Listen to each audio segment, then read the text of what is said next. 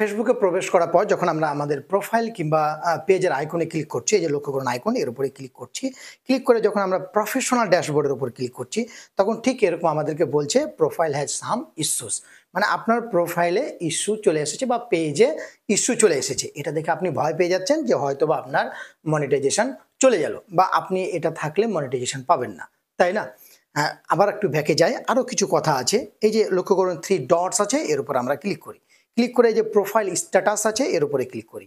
এখানে গেলে দেখুন আপনার প্রোফাইল বা পেজের আইকনের পর একটা মাইনাস চিহ্ন দেওয়া আছে, এটা মানে বিপদের চিহ্ন।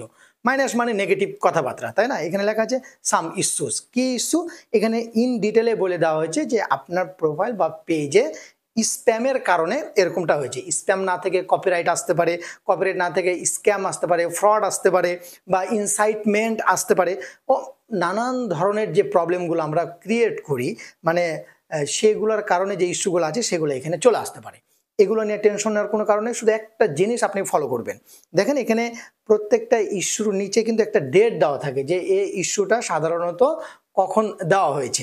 লক্ষ্য করুন মজার একটা ব্যাপার, 2024 সালে 27 ফেব্রুয়ারি এই ইস্যুটা দেওয়া হয়েছে। আচ্ছা 2024 সালে 27 ফেব্রুয়ারি মানে কি? 2025 সালে 27 ফেব্রুয়ারি আস্তে আস্তে এটা আউট হয়ে যাওয়ার কথা। কারণ ফেসবুকের একটা নিয়ম হলো যে একটা ইস্যু সর্বোচ্চ 1 বছর পর্যন্ত থাকবে, বাট এটা পার হয়ে গেছে, তারপরেও এটা এখানে দিয়েছে। আর এভাবে যদি ইস্যু আপনার প্রোফাইল বা পেজে চলে আসে, তাহলে আপনি একদম টেনশন মুক্ত থাকুন। আশা করছি আগামী 72 ঘন্টার মধ্যে এটা ঠিক হয়ে যাবে। আরেকটা গুরুত্বপূর্ণ জিনিস, নিচে যে অপশনগুলো আছে এক্সট্রা ফিচার্সের ঘরে, যে রিকমেন্ডেশনস, তারপরে মনিটাইজেশন, মার্কেট প্লেস, সবগুলোই অ্যাক্টিভ আছে।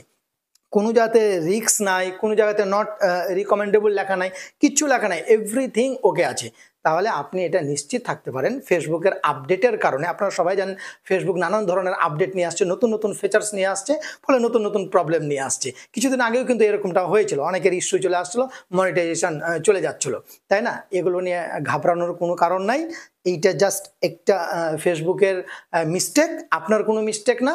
জাস্ট আপনি শান্তিতে আপনি ভিডিওগুলো আপলোড করতে থাকুন। আশা করছি আপনার কোনো প্রবলেম হবে না। আগামী 72 ঘন্টার মধ্যে, মানে 3 দিনের মধ্যে আপনার এই প্রবলেমটার সমাধান হয়ে যাবে। ভালো থাকবেন, সুস্থ থাকবেন, আমাদের সঙ্গে থাকবেন। আল্লাহ হাফেজ।